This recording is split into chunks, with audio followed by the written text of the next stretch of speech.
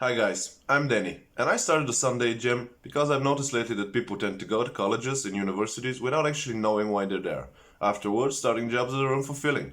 So I'm interviewing different professionals to see what they have to say and to share their experience and knowledge with you. I hope you enjoy it. Lambert, welcome to the podcast, man. How Yes, are you doing? I'm very fine. Thank you very much for having me. Glad to hear. The podcast will be focused on three main questions. What do you do for a living? How did you get there? How did you know this was the way to go? So, Lambert, tell us what you do for a living. As you already know, I'm Lambert Binla. I'm from Cameroon, precisely West and Central Africa.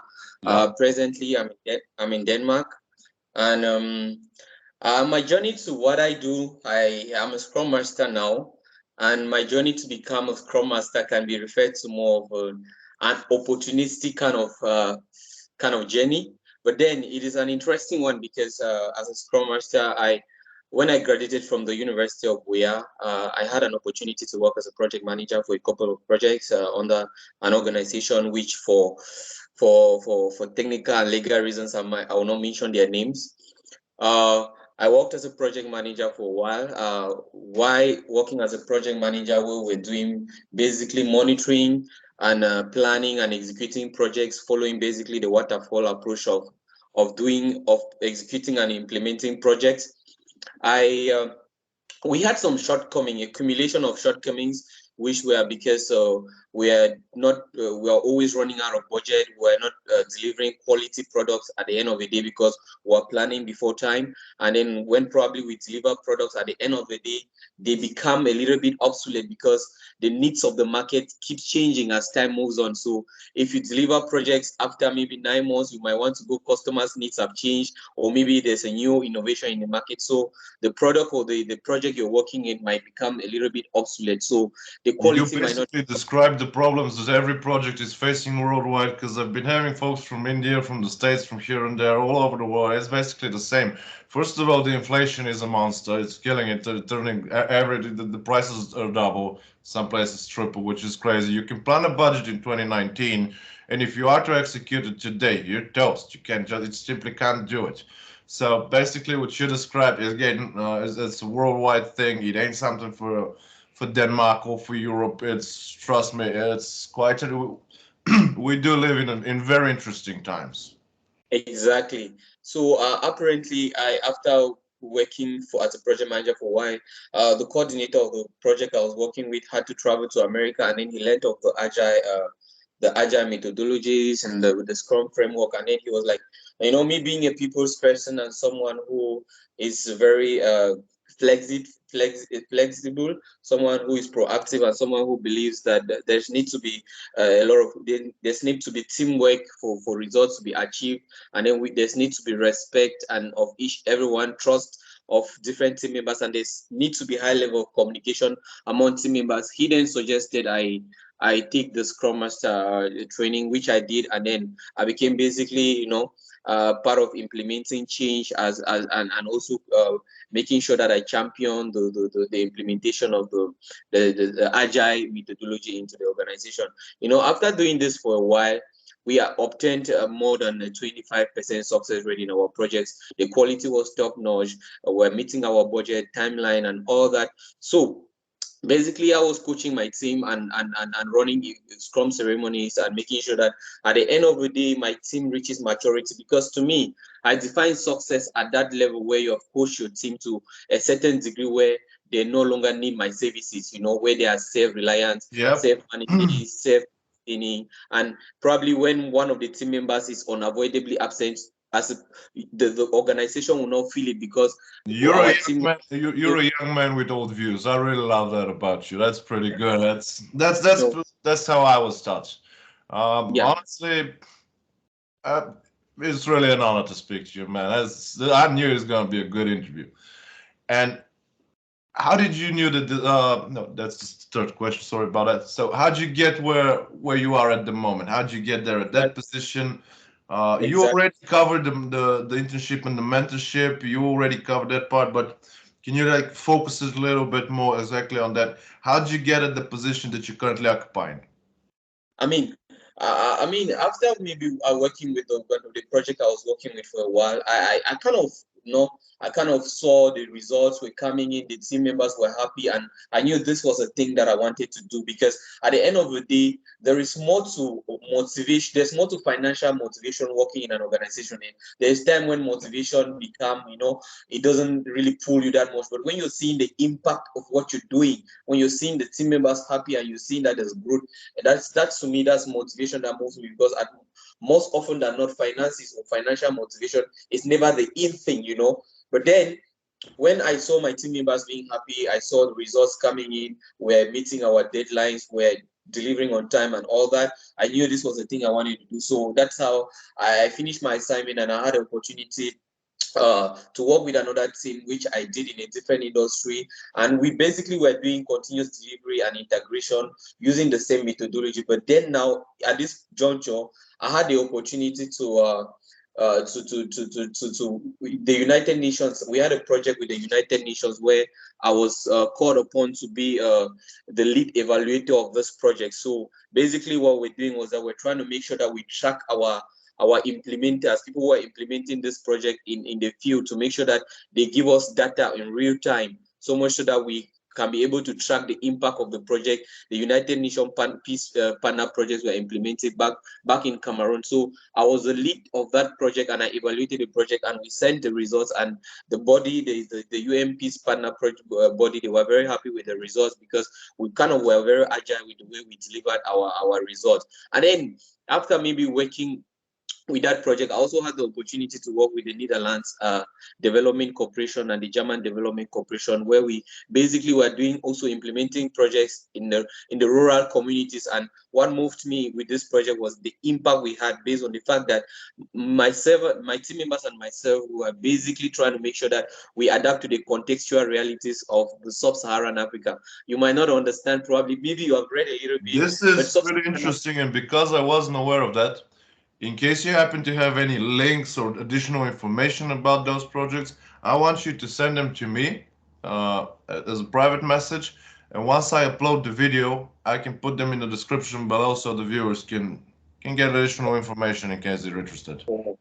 Sure. And then the opportunity, me being someone who loves to study, and also I want to study something that is reflective of my environment, because I'm a pro Pan-Africanist, as someone who believes that us Africans, the youths of Africans, were the ones who are going to champion the change that Africa needs. You know, we have this picture that is painted about Africa on traditional media, on mainstream media, that Africa is a continent that is so vulnerable, that is needy. This picture is very faulty, because we from Africa, we African youths who happen to have grown in Africa. Africa is a very rich continent. As far as I know, it's actually the richest continent regarding minerals and regarding stuff. Exactly. So the narrative. And in all fairness, this is common knowledge. This isn't something new. People are aware of that. Keep in mind, after all, you're talking to a Bulgarian man. People in Eastern Europe know that. People in India are aware of that. This isn't like, oh, Africa is rich. The whole world knows it. We've been knowing this for 50 years. When you look, exactly aligning with what you're saying, when you look at what's happening in the world now, some scholars, and according to research papers, say that Africa is the next destination for investment and trade, because Africa is still referred to as a virgin land. We have a lot of untapped natural resources. My best advice is always, watch the news. It's fine to watch the news, but take it with a grain of salt. Well, as you know, there's a war in Ukraine. I agree with a classmate of mine is now a journalist. I've known him for over 20 years. He's just reporting stuff that has nothing to do with the war or anything about it. And I saw him in the store. I said, "What was that yesterday?" It was like, "Yeah, I mean, you and I know, but come on, most of the people don't know." I mean, my advice to because I also created a platform back in Cameroon where I teach students to be able to take public exams. My advice to my students that I teach is this: you have to listen to everything, the faulty, the true, and the everything. But now what I give them is the ability to be able to decipher which is true and which is not true. Try to connect the dots. It's not everything that you're being told that is right, but when you gather all this information, you are able to make holistic decisions and Yeah. informed decisions. Because you might be saying that, okay, for instance, that you don't want to watch CNN and all that, but when you watch CNN, yeah, it's true, there's a lot of propaganda, there's a lot of all these media, people are going to media ethics and all that. They are reporting based on their reality. But then at the end of the day, I'm telling you, know this, and then you'll be able to make an informed and holistic decision, because that's what matters. And then I also happen to have studied as a commercial diplomat. I studied international relations. Then at one point, I talked with the project head, the leader, the project I was working with. I had the opportunity to study in Denmark, and studying in Denmark came because I was trying to look for courses that reflects the contextual reality of my country, because I'm someone who wants to go back home and open businesses, employ others, and be able to impact my community. I don't just want to go out there and that. So I decided to study something which is good. I studied innovation. I had an opportunity to study innovation, knowledge and entrepreneurial dynamic in Aalborg University, which I talked with my project lead, and he agreed that he's someone who also loves knowledge. He agrees that, okay, since I'm going, it's okay that I go and study, because he loves when people study, and continuous learning is something which is good for the future of Africa. So we agreed, and then, but before going, we also had an agreement where he said I was going to help him keep working with him remotely, so that the project we were working on is not distorted. Thanks to technology, and maybe with coronavirus coming in, the remote working experience was more enhanced. People are working more from I their know. Couldn't agree more. and this is how I found myself in Denmark studying innovation, knowledge and entrepreneurial dynamic, basically a master's degree in business and economic and business administration. So I also, while studying for this program, I had the opportunity to study as an exchange master's program at Roskilde University, where I studied strategic communication. And after studying this strategic communication, it gives me the opportunity to also travel back to Africa to do some research with respect to the LGBTQ community in Africa, where we are basically trying to understand, amidst the fact that in some parts of Africa, it's still very illegal with respect to LGBTQ rights. How do LGBT advocates function in Kenya, which is illegal? So we're trying to understand how their communication flows in that part of the country. So it was a good research for me, because Your journey is pretty interesting, no doubt about it. But because of time, because I have to put it in frames. exactly. How did you knew that this was the way to go? Because you're not doing one thing, and that's pretty interesting. I had a few guests like that before. So you cited at multiple projects. You're studying different things. You visited different places. But keep in mind, this isn't something that. Let's be honest. You weren't just walking the streets of Cameroon one day and you were like, let's travel. Nah, I don't think so. Something happened. Were you influenced by someone? Were you influenced by something? What happened, and how did you knew? Because you look like a genuine happy guy. You look like a man who's doing what he's doing. He likes what he's doing. He knows what he's doing, and you have to have a certain level of awareness to be in this kind of situation. Most people today, and I'm not insulting anyone. Don't take it as an insult. But a lot of people today just don't have this level of awareness. They're starting simple specific jobs.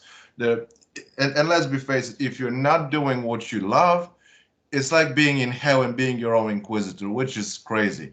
But it happens often. So, and you definitely look like a guy who is at the other side. You're aware of what you're doing. How did you knew that this was the way to go? What was the event that twisted the whole thing? How did you knew that this was the way to go?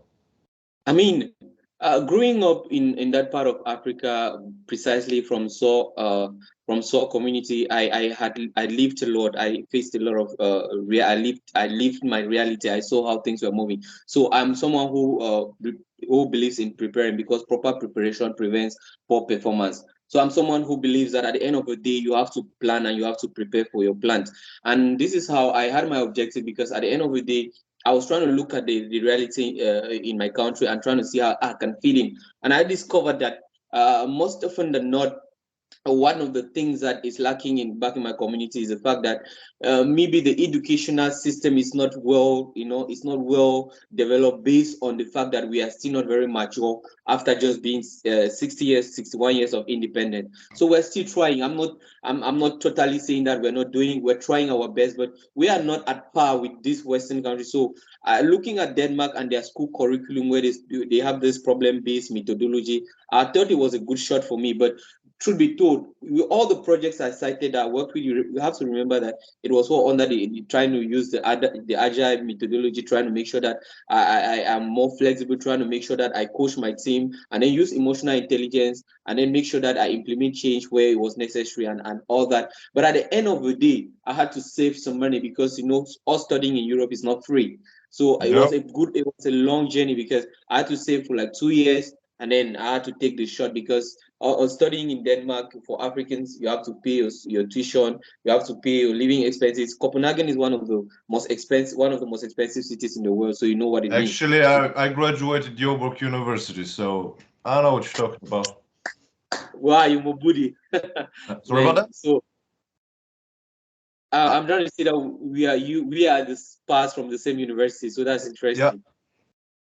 So that's how I studied in Norfolk, and then I from there I had a couple of offers. I worked remotely with a Danish enterprise. I also worked back with an enterprise back in Cameroon, back in Africa, some enterprise back in Africa. And basically, like you say, I'm always multitasking, trying to make sure that I don't waste some time. I make sure that my time and energy at any point in time counts. So that's how I keep going, and that's how I find myself where I am today. I absolutely agree with you. As a matter of fact, when I created the Twitter and the Gap channel for the Sunday Jam, there had to be a brief description, and the description over there is time is the only resource we can't afford to lose. Because I mean, just think about it. You can lose money. Who hasn't lost money? I have. You have. We all have. Right. So you lose money, you can regain it. If you lose time, you can't just go back and take it back because it doesn't work like that. So Very true. that really was something that stuck with me. This is why I wanted to leave it. And Yes. again, Lambert, thank you for taking the time to be with me here. Once we're done, send me the links. I'll make sure that they're in the description below. Thank you. Have a good one. Bye. Guys, I hope this one was useful. Please follow the channel on YouTube, Rumble, Gap, Twitter, Facebook, and LinkedIn. Ring the bell and all the good stuff. Have a nice week ahead, and I'll see you next Sunday.